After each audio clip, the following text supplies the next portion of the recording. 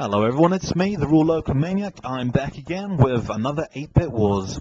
And today we'll be looking at the classic arcade game, R-Type, and its home conversions on the Spectrum, Amstrad, and Commodore 64. Now guys, this is probably one of my favourite games ever. It's probably the most perfect shoot 'em up, that I've actually ever played. It's just so damn addictive and it still plays like a dream to this day.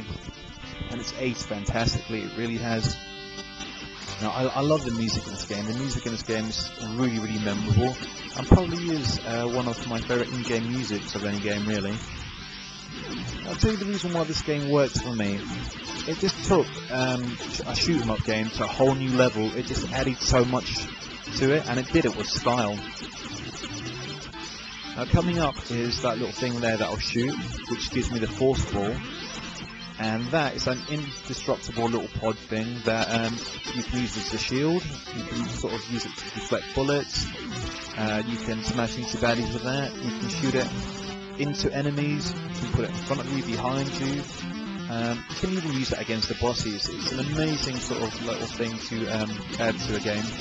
And it's indestructible, that force ball. I don't know why they didn't make the ship out of it, because that way you wouldn't have got destroyed or anything. But yeah, another thing what I like about this game is that beam. You can charge up your beam there and you can shoot out like a massive laser like that, and that really adds to the gameplay. It's really about skill and knowing what to do, and with the force ball and that beam adds so much to it. And then you've got like the graphics, which are very biomechanical. It's very similar to the Geiger thing.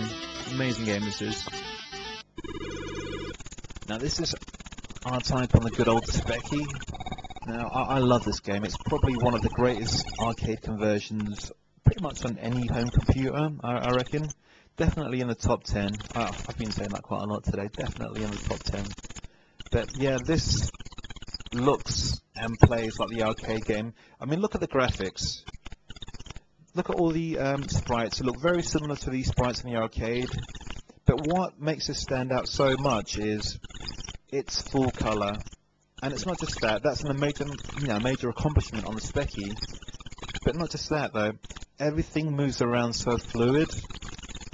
There's no slowdown, the gameplay is really fast. It plays pretty much like the arcade game, it really does. The controls are very, very similar, the enemy patterns are very, very similar. The play area is a little bit smaller, but you know what, the graphics are, nice and big, really colourful, and that's what makes them stand out. The only thing that I can say that's a bit of a letdown is in the music department, because there isn't any. But you know what, when you've got the gameplay, when you've got the graphics that look this amazing, I mean, they really stand out. It's probably one of the most colourful Spectrum games there is. And it does recreate something that later on the Commodore 64 you'll see that doesn't recreate. Now, like in the arcade, you've got like the spinning snake thing approaching here any second now. And what you're meant to do is you're meant to fly through it and it shoots things at you, but this rotates just like the arcade does. And it really is pretty impressive, that. But look at that, I mean, when you're shooting those lasers and everything, absolutely amazing. That's the creature I was talking about. I do love the graphics on this, amazing conversion on the Spectrum. Now this is R-Type on the Amstrad.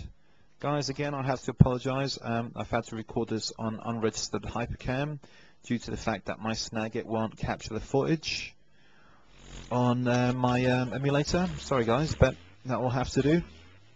Now, the graphics are pretty similar to the Spectrum, like sprite-wise.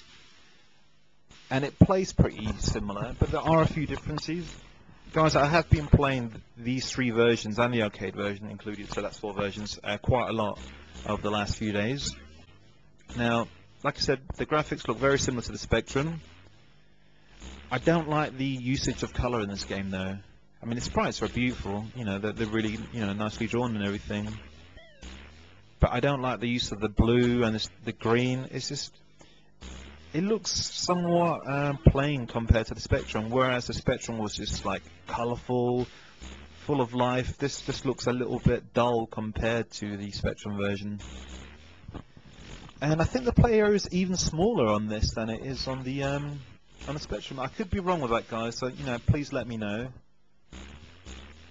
You know, I just talk about this like from memory. You know, I'm not like some big retro expert or anything like that. It's just I have a passion for it basically, and that's what I do, and that's why I enjoy making these videos. Again, guys, that's the reason why I started making these 8-bit war videos. It's just to sort of like see how like these classic arcade games and the conversions look like nowadays, and I don't know, just see what we used to play and how they stand up. I love doing these 8-bit wars.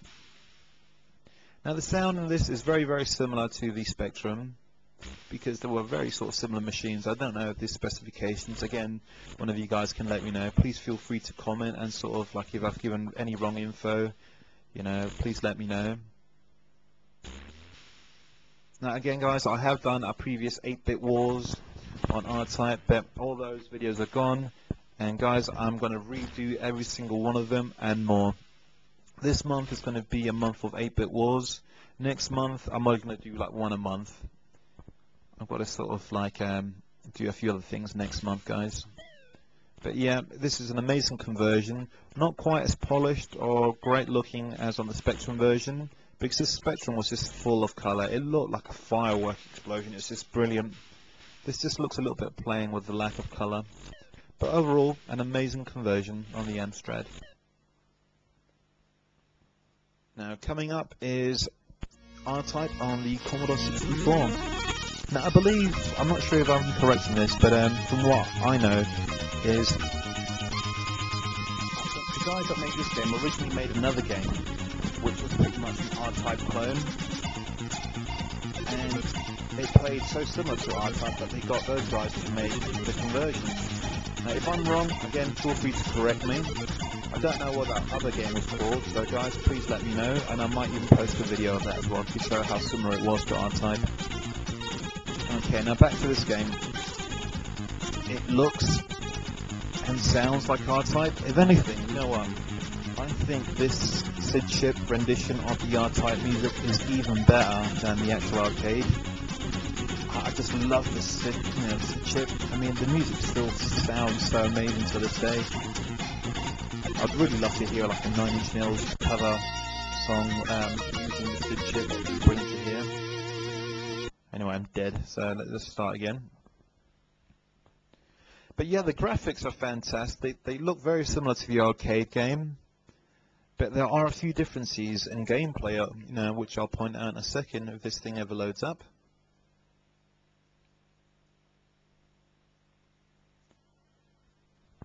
Sorry guys, I'm just trying to sort of speed this up, but nothing's happening. I don't know what's going on, guys. In the meantime, I might as well just plug my blog. If you guys haven't checked it out, feel free to check out the... I've got a link on my YouTube account. Check out the blog. It's got movie reviews, trailers, book reviews, random ramblings, whatever. Loads of different things. Anyway, back to the game. Now the graphics look good, but I wouldn't say it's an arcade perfect conversion. Basically, yeah, the sprites look like the sprites in the arcade. Fair enough. I love the colour as well. It's really colourful as well. But the enemy patterns are somewhat different, and also I think this is slightly harder than the other versions as well. It plays a lot faster, and I find controlling your ship is a little bit too sensitive, because if you want to sort of move up, you move up a little bit too much. It doesn't feel like you're in complete control like in the previous other versions. Now, like I mentioned before, this Commodore 64 version lacks that spinning snake thing. Well, it's got it, but it doesn't actually spin, it's static, unfortunately. But I'll tell you what though, this is a hell of a conversion. I love the music, I love the way that background just appeared there. I mean, it's a great game, but I mean, graphically it is beautiful. Again, don't get me wrong, I think it's absolutely fantastic, but I think gameplay wise, the Spectrum just wins, basically. I think it just beats it. You guys can disagree with me or agree with me, but I've chosen a Spectrum, guys. I shall see you next